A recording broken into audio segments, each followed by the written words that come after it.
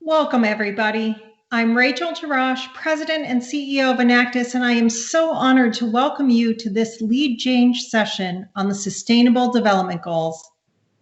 Launched in 2015 as a way to end poverty and set the world on a path of peace, prosperity, and opportunity for all on a healthy planet, these audacious global goals are also the frame through which all Enactus teams categorize their impact. Coming into 2020, efforts toward the global goals produced gains in school attendance, communicable disease prevention, and access to quality water, and yet other indicators had declined. And now, in a short period of time, the COVID pandemic has unleashed further disruption to progress, with the world's poorest and most vulnerable affected the most, according to the recent United Nations report. So, how do we as a global community balance the more immediate global threats posed by the pandemic and its impact with the global goals? How do we navigate the intersection and impact these related topics have wrought? And for Enactus students, how do individuals help revive and thrive efforts when it feels so much of this is driven by large organizations and governments? Today, I'm extraordinarily honored to welcome one of the world's leading voices on this topic, Paul Polman. Paul holds many titles: founder and CEO of Imagine, former CEO of Unilever, chairman of the International Chamber of Commerce, and vice chair of the UN Global Compact.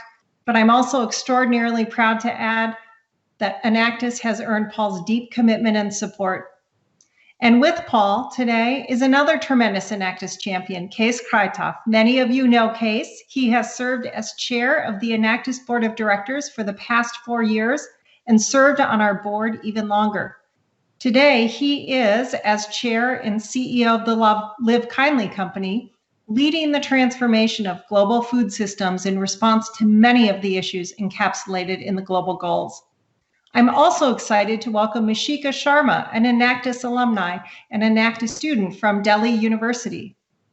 Before we dive into our topic today, let's take a moment to set the stage.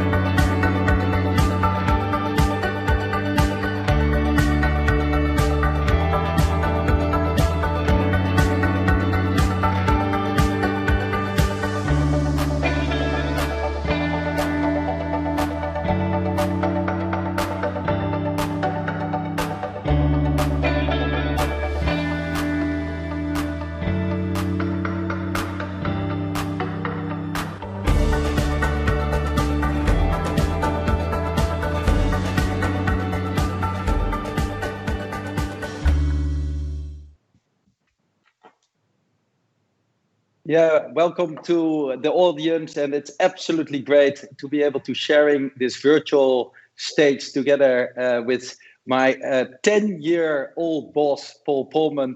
And I must say is that, you know, normally in our Unilever executive team, he was the one who always asked the questions. So it is a great pleasure today to turn the table and indeed be the one who can ask Paul the questions. And it is a subject which is absolutely one of the most important subjects. And as Paul has often characterized it, it is the strategy of the world. And in 2013, Paul was actually the only one actually representing business in its development of the Sustainable Development Goals. And so, Paul, it is a great pleasure to have you here. And so thank you for joining. And, you know, the first and most obvious question, obviously, is how indeed did we and you, as being part of that team, arrive at the Sustainable Development Goals? Well, thanks, Kees, and it's a pleasure to do it this way, although I prefer to be there in person. And Rachel, again, thanks. What you've put together with Enactus is just amazing, to be honest. And having a network of 70,000 students, a goal to make it 1 million, you're touching so many people. It's the type of organizations we need. I also need to correct Kees, because Kees calls me a 10-year-old boss. I wish I was 10 years old. I'm a little older. What Kees meant was that I was his boss for 10 years. But I look at it more as a partnership. But thanks for the compliments on my 10 years, and I'll try to keep my eternal use. So one of the key things on the Sustainable Development Goals is very simple. Kofi Annan in the year 2000 decided to launch the Millennial Development Goals. He was a man with great foresight. And he said very simply, the world, in the next 15 years, we're going to halve the number of people living in poverty.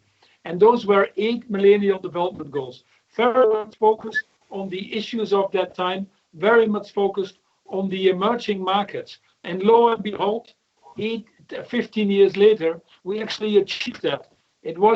Poverty was defined at that time as $1.25 a day, not much. Then we're talking together in Rio +20 in June 2012. Lula was president in Brazil, hosting the big convention. President Santos was there from Colombia, and people said, well, you don't just finish the job by leaving it half done.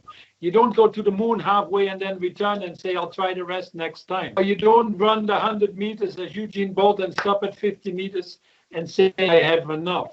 So people said, why don't we finish the job? And the issue obviously became quite different in 2015 than it was in 2000.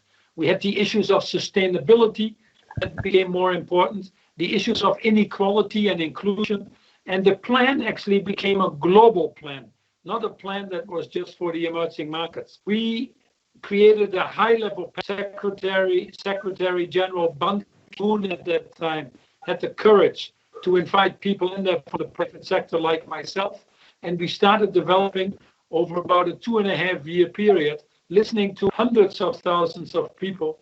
We started to develop these Sustainable Development Goals, which I still believe today and for many years to come will be the best business plan that we have for the world, and probably the best moral framework, now even more needed than ever.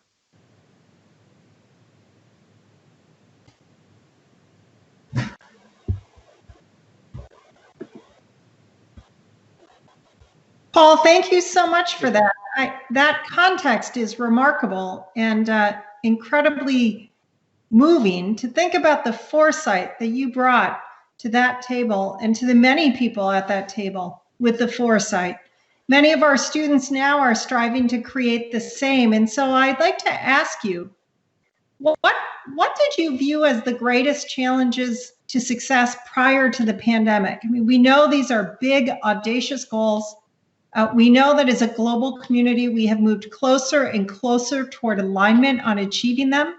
But prior to the pandemic, what did you see as the biggest obstacles to success? It's a good question. And obviously, the goals have as objective to irreversibly eradicate poverty and do that in a more sustainable and equitable way. I could not think of a more lofty objective, but obviously very tough. And before we dealt with the terrible COVID crisis, it is clear to point out that we were off track on the Sustainable Development Goals as well. The biggest issues, climate change, we're still heading for 3.5 degree temperature rise, which would be an absolute disaster. Inequality continued to go up over the last 10 years and is the cause of much of dissatisfaction that you now see in the streets or in the political elections and the polls, if you want to. And then on gender equality or lack of equality, Rachel, may I say, we were on a trajectory that would have taken us 257 years. So it is clear to point out that we were off track before. But what COVID did, it made it even more important. COVID pointed out that we cannot have healthy people on an unhealthy planet. COVID pointed out for the first time really clearly to many people the relationships between biodiversity, climate, human health, economy, and now also inequality with a racial dimension. So it actually showed why we have the Sustainable Development Goals, this total interdependence between these 17 goals. What were the biggest challenges? I think are the same as the challenges that we have moving forward. The first thing is we have global issues that we need to deal with. Climate change, pandemics, poverty, food security, financial markets, if you want to, cybersecurity. These are all global issues. And unfortunately, our institutions that were dealing with these global issues were established at the time of Bretton Woods about 70 years ago, and they haven't adjusted. So global governance is broken. The second challenge that we have is that we need to ruthlessly focus on the two biggest issues that we have, which is climate change and inequality. And unfortunately, we're lacking a lot of the commitments there from governments, still from companies. We're lacking the measurements to guide us into that direction. And I hope that COVID will provide the needed impetus. We are seeing a few things coming out of COVID, which I would call encouraging. The first one is we've been able to react incredibly fast to deal with the COVID crisis, not everywhere successfully, but we've pumped in $12 trillion into the global economy. We've seen the cost of failure, and we are continuing to pay the price of that failure. If we see the cost of failure, we're starting to realize it might be a little bit more effective to address the underlying causes a little bit earlier.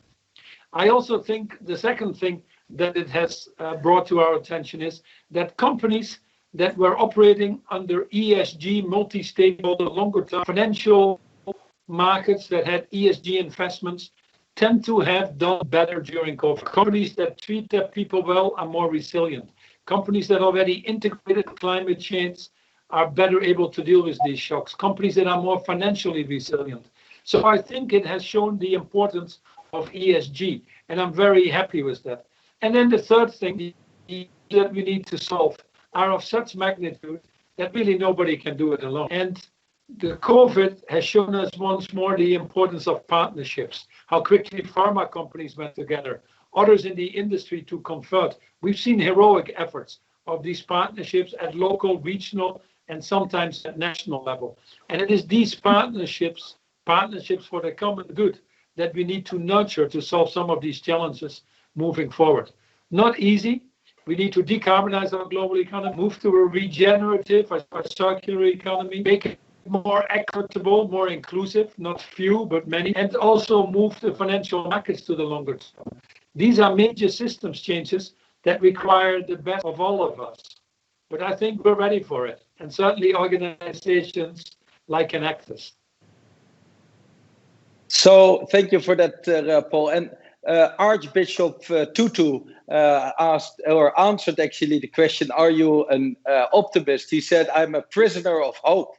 And so Can you talk a little bit around, where you get hope from when you think about since 2015, 5 years into the Sustainable Development Goals, and who should take responsibility and accountability for implementing and making sure is that indeed we can be and stay prisoners of hope?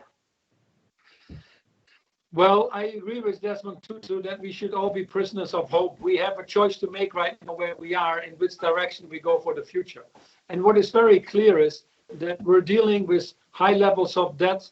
We're dealing with an economy that has slowed down, and the issues of unemployment are coming up, disproportionately affecting the youth. 50% of the world population is below 30 years old. 1 in 4 actually lives in conflict zones. We've already seen that the first hits that were taken were especially taken by young people and women. The debt that we're selling up on them as a result of the enormous spendings in COVID will be something that they have to carry forward. So what gives me hope, first and foremost, are actually the young people understanding what needs to be done. More purpose-driven, more dynamic, more creative, trying to come with solutions that we now need to move things forward. And that's a very encouraging to see how many of the young people across the world have embraced and this challenge and are actively involved. More will be needed. The second reason I have hope is actually a sad reason, but it is because we're at the point where the cost of inaction is actually significantly higher than the cost of action. We might not move all the people for the moral reasons that are behind the Sustainable Development Goals, but we certainly will move the financial markets and many of the businesses for the economic reasons. You see some people trying to slow down the conversion from coal to green energy. Well, the US has never seen more closures of coal plants under Trump's presidency than any other one. Why? Because the economics start to work in advantage. 70% of the world now has green energy that is cheaper than fossil.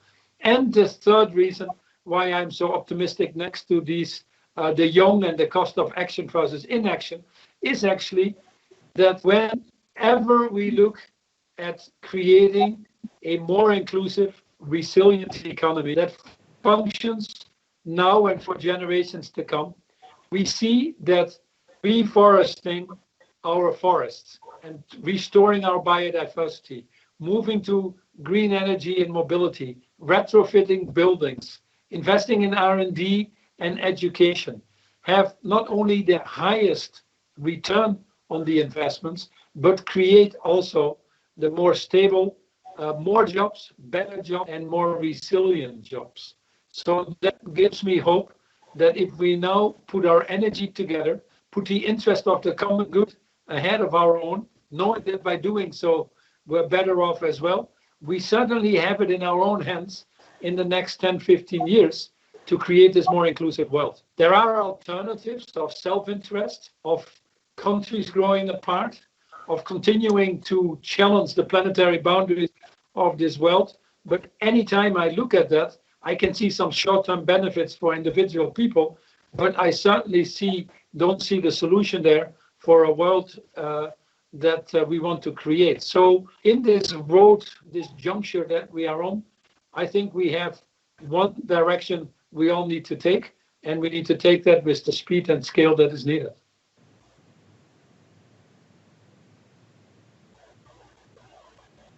So if we then turn from prisoners to hope towards basically the private sector and the role of the private sector in implementing the Sustainable Development Goals.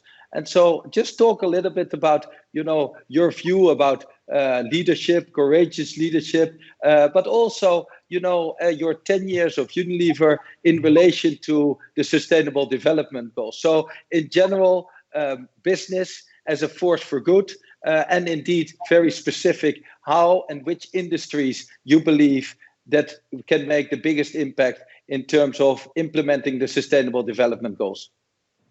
Well, I think the Sustainable Development Goals affect all businesses because the goals are really a universal plan for mankind.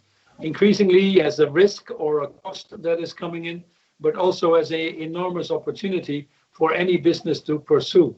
If businesses that are run now with the multi-stakeholder longer-term perspective in mind and move away from the myopic focus on the shareholder primacy, these businesses are actually doing better and are more profitable. When you and I started at Unilever now 12 years ago with our Unilever Sustainable Living, which had as objective to decouple growth from environmental impact and increase our social impact, people were confused, they were worried, they didn't know what we were talking about. Some of the financial market was worried that we would not prioritize shareholder return. But what we have shown over these 10 years, that exactly focusing on the other stakeholders and doing it well, the result is that the shareholders actually get a better return. In the case of Unilever, 300% over 10 years with consistent top and bottom line growth. So this multi-stakeholder focus, where you focus on values to build value, where you focus on improving the lives of the billions of people, not a few billionaires, is a model that increasingly is the most viable model, I believe, for businesses that want to be around long term. What has changed now in the last 10, 12 years is, first of all, we have technology that has developed, so we have many more possibilities than we had before, and that's a good thing. And the second thing is that we are now able to measure many more things than we did before. And we are getting overwhelming evidence, as I mentioned before, that companies that are more environmentally conscious or have a more socially responsible business model that are doing better. The financial market, I was just talking to one of the major investors in a seminar that I had to speak a few hours ago. And they said, now I finally understand what you were saying. I've seen companies treat people terrible during this crisis. I've also seen companies treating people very well. But if they treat people that work for them in a terrible way, think about how they treat their partners, their value chains. I don't want to invest in them. I don't want to be part of that anymore, because if I am, I'm actually complicit to the issues that we're facing. I'm actually complicit in real life to people dying from air pollution or from hunger or from exclusion. And I just don't want to be part of this anymore. So I think we're at this crutch now that we can create a critical mass of leaders who see these opportunities and want to work together to drive these more transformative changes despite the challenges. The road of change is full of cynics and skeptics, and it's not going to be all that easy as I make it out. Otherwise, someone else would have done it already for us. But there is one thing that I know for sure, that we all that are listening in and ourselves are in a position to do something about it, are in a position to create that more sustainable and inclusive future. And then it's really our duty to put all our energy behind it to make that happen. And as we do, we will all be so much more the better for it. Paul, thank you so much. Fantastic comments. And I have a question for you that's come in from a student in Brazil. This student was making headway in clean water systems in the Amazon region, and then the fires and the pandemic devastated their work and was discouraging. And they wrote and said, how do we continue? Where do we find deeper motivation and inspiration, given that so many of the organizations you're speaking to are so large and out of reach for us? What is it that we might focus on to continue to motivate our own efforts and clarify our own sense of purpose? Well, it's a very important question. We only have 3 tropical forests left, and they are the lungs of this world. And it was Gandhi who said, what we do to the forest of this world is a mere reflection of what we do to ourselves and one another. Unfortunately, in Brazil, under the current government, we have seen deforestation go up over 80% over the last 12 months. And yet they have a very good legislation, which is called the Forest Code, and we're on track actually to reduce deforestation.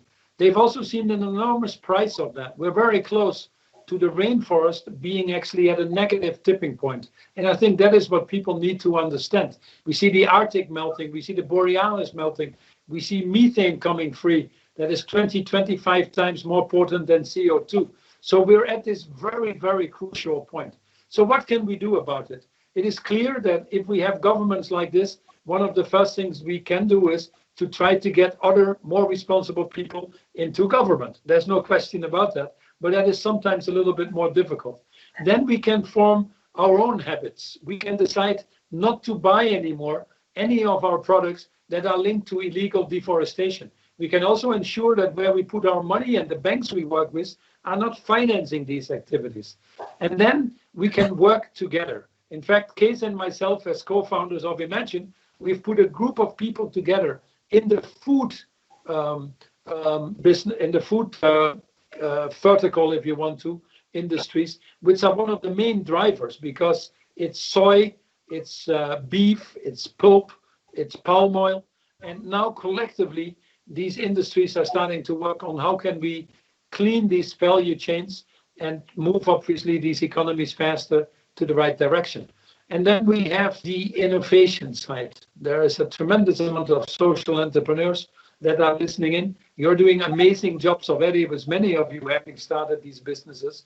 And there are alternatives. A company like Natura in Brazil has created its whole business very successfully, now owning the Body Shop, Avon, and many other great brands by protecting the rainforests. And so there is an opportunity to turn our natural capital into actually a positive economic force. And people are starting to understand that.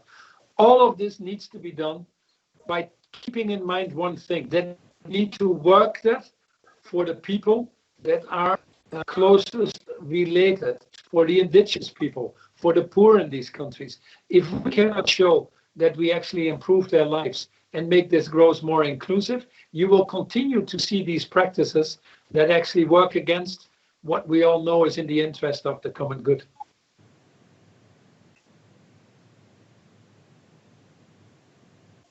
Thank you, Paul. And we want to further give the voice, obviously, to the next generation. And so, Mishika, over to you to be able to give the voice to all of the Enactus audience. Over to you.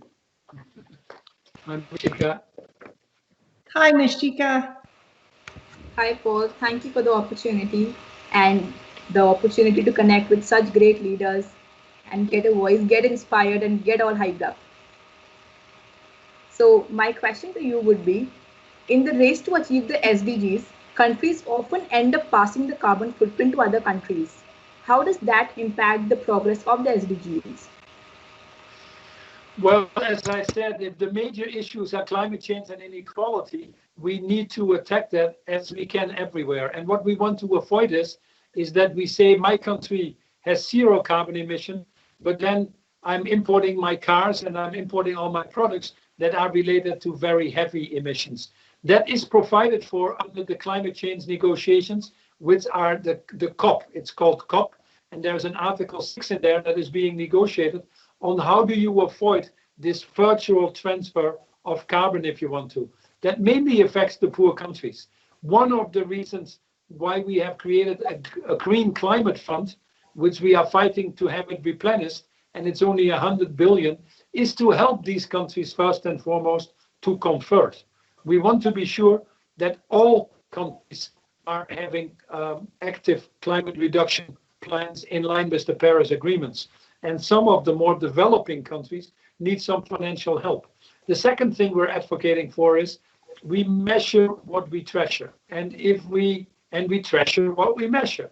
So if we can put a price on carbon or move globally to a cap and trade system, that would be an ideal situation. China right now is moving to a cap and trade system that will make about 25% of the carbon emissions fall under this. And the US might move if there is a change of president, and we might see some momentum in that. The third thing we can do is that we work with countries or regions to ensure that there is a border tax adjustment. With the European Green Deal, the private sector, civil society have worked very hard with Brussels in this case, with Mrs. von der Leyen, Mr. Timmermans, all of the great leaders that we've elected, to ensure that there is a border tax adjustment. The WTO is not working quite as well as we want to. There are many issues under WTO rules that might look like unfair trading restrictions, but we're actively working now also with the WTO here in Geneva to ensure that our future trade agreements would reflect this as well. So these are some of the things we can do. And certainly we can demand that all of the products now start to disclose their carbon footprint. Unilever Case was running the home and personal care division and has prepared the company now for an announcement they recently made to put on all of their products their carbon footprint. Then the consumer has a choice. And I think when we have that transparency in the end, you'll see a conversion that is probably faster than people thought was possible. Paul, thank you for that. Of course, you know our students are not only students and social innovators, but consumers as well. And we talk often with students about what it is that companies and brands can do to further embed their priorities with their consumer, and for consumers to let organizations know what their priorities are. While you were speaking a moment ago, there was a slide up about the number of students around the world working on different goals against each of the SDGs. The numbers are tremendous, and you see there a really interesting spread across all of the issues encapsulated in the SDGs. But one of the questions we often talk about among students and our young entrepreneurs is, How do we decide what to measure? As you said, we treasure what we measure and we measure what we treasure. Something I often hear from students as they're thinking about their work is deciding what to measure is the hardest step, and understanding the measurements that companies share with consumers is difficult to navigate. What counsel do you have, and how do you think about measurement when you're talking to corporate leaders on this topic? Well, it is complex because the definitions are not the same sometimes. You have different industries where you might be comparing differently. You're talking with the SDGs about 169 goals. Sorry, 17 goals, but 169 targets, which is also a little bit complex. And then how do you weigh one target to another? How much is human rights worth to you versus protecting water or providing food security or stopping climate change? These are all fundamentally difficult questions. And the way I look at these things is what is important to me in my purchase decisions. And there are some things to me that are a given. Dignity and respect for everybody, equity, a level of compassion that I expect from all of the companies. And if that is missing, I wouldn't want to deal with those companies. Climate change is a given for me because that is probably the most burning issue that we have. And we're starting to get some fairly good transparency on who are the heavy emitters, who are serious about taking responsibility of their value chain, who are implementing actually the plans. So whilst there undoubtedly is some confusion and greenwashing out there, I think with a little bit of digging, we can get fairly quickly to some of the answers. But admittedly, it is difficult. And what we're trying to do at a global level now is, as you can imagine, thousands of organizations have come up that look at measurements. At the World Economic Forum now, we have put the four countries together, the International Business Council, to look forward at a faster pace. We have the extended board initiative, and many others are now going to diverge and hopefully come with some standards. And we've actually seen, like the Europeans with the Australia, New Zealand, France, implementing legislation that requires disclosure. So we don't have all the answers. It's not that simple, but I think there's enough out there to help us with these business decisions based on the data that is available. And you are helping. You know, all of you are putting data on Glassdoor. I look at that and I can see a company like Unilever being on the top and Kraft Heinz being on the bottom says enough to me. And I can look at corruption index and human rights indexes. And I can see that a company like Unilever having issued twice a human rights report, whilst others you will not find on any ranking, that says enough to me. So what are things that are important to you? And my suggestion is I would start with dignity and respect for everybody, how we treat our fellow human beings, and climate change. Paul, fantastic guidance. These are complex issues, and I'm so proud that the students in Enactus are grappling with them today. So we wrap up our conversation. Let me ask you, what counsel would you give? What motivation and inspiration would you send to our students? They are thinking about their career path amidst an extraordinary time of uncertainty. They are focused on these issues and they have discovered their purpose through their work with Enactus. What would you leave them with as we send them off to the rest of the World Cup and then to their work this year? Well, first of all, you're a lucky bunch. You're a lucky bunch for very different reasons. But one of them is that you're born at the best time in humanity. This is a world of opportunity, a world of hope, as Kees was saying before. But people are living longer and healthier lives. More people access to education. More people actually included in a global economy. We've been able to make enormous amounts of progress. Anybody that lives now will definitely make it to 100 years, but also has enormous opportunities.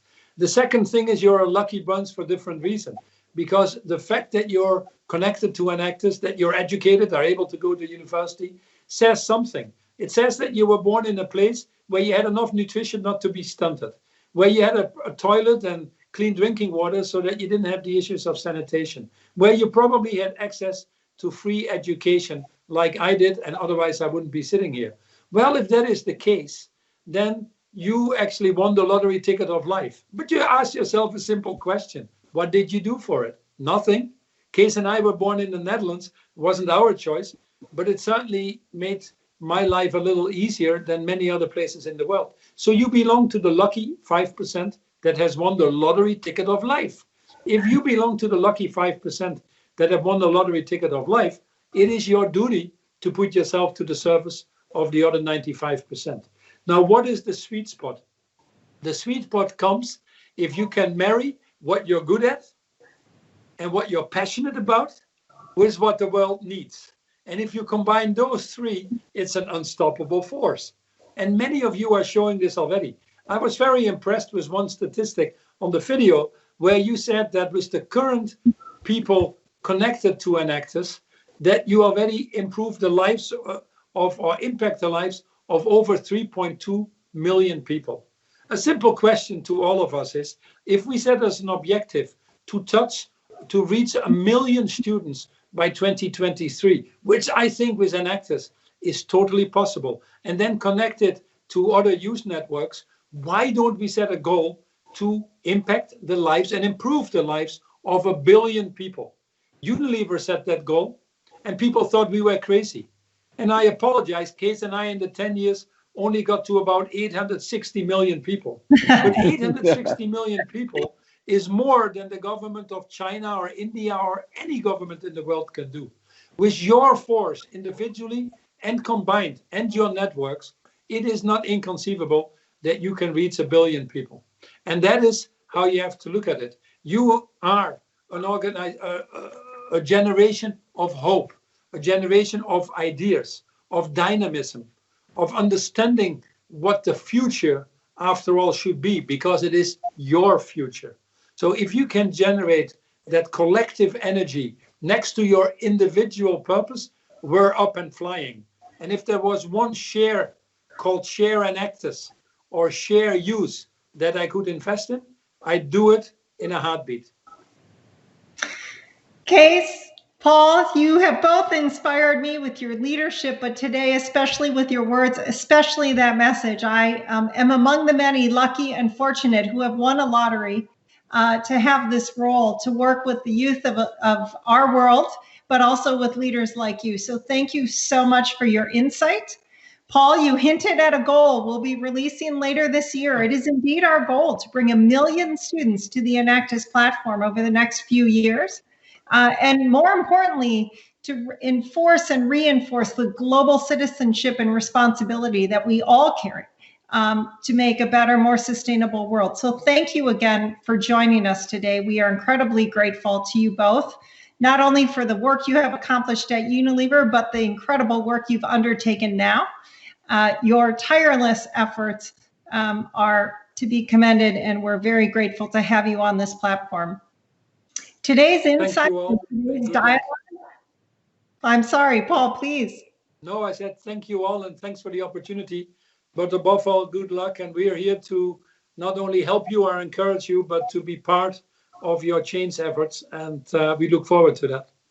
Thank you so much. Your dialogue, your insights, your leadership will help shape what Enactus becomes, how we will grow, as will all of our students who are on with us today and around the world.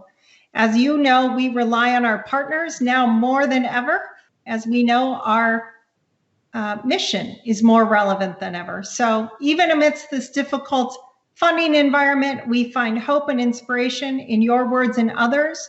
Today, we are experiencing a surge in student participation, and that more than anything reinforces our work, that of our students, and our ultimate goals. So for those of you who have joined us and are new to Enactus, please feel free to go to enactus.org to learn more about us. And please join us in creating a better, more sustainable world with next generation leaders. Thank you again to Paul Polman. Thank you to Kees Kruithof, especially for today, but all of your leadership, passion, and commitment to Enactus. Have a wonderful afternoon and evening, everyone.